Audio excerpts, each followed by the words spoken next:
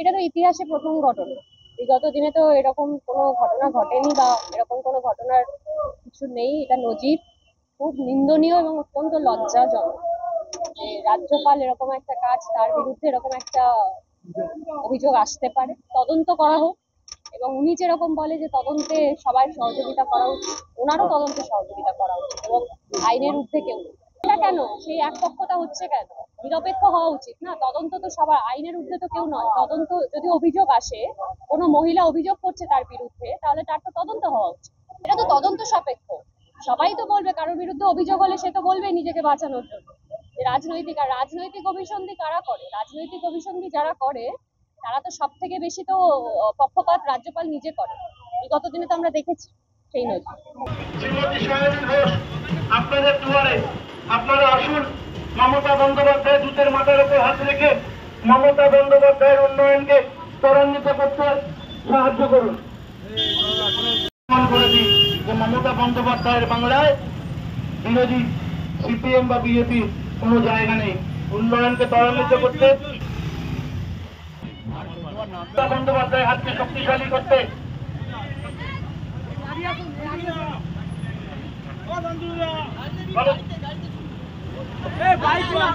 বৈষ্ণবপাড়ার মহিলাবৃন্দ, আমরা আপনাদের কাছে কৃতজ্ঞ যে আপনারা আমাদের প্রার্থীকে সমর্থন জানানোর জন্য।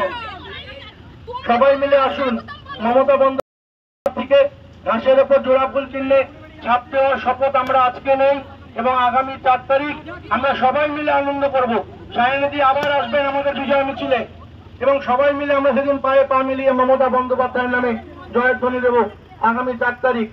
আসুন আমরা সায়নিধিকে সাংসদ রূপে যাদবপুরে।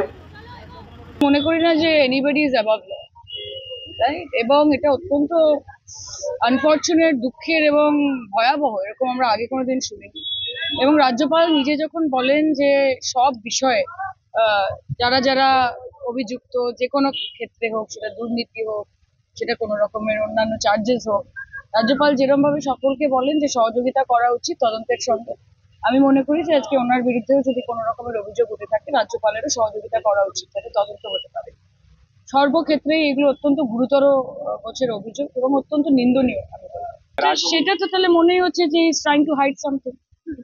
এটা তো মনেই হচ্ছে যে উনি যদি সবার উপর নিষেধাজ্ঞা জারি করে দেন যে পুলিশ ঢুকতে পারবে না, কেউ ওনার সঙ্গে যোগাযোগ করতে পারবে না, কার রাজনৈতিক লাভটা কার? সেটা তো বুঝতে হবে। তৃণমূল কংগ্রেসের অন্তত তো এত খারাপ দিন আসেনি যে ওনাকে অভিযুক্ত করে এবং ওনার কাছ থেকে ফুটেজ পাওয়ার জন্য তৃণমূল কংগ্রেসকে ওনার পেছনে লেগে যেতে হবে।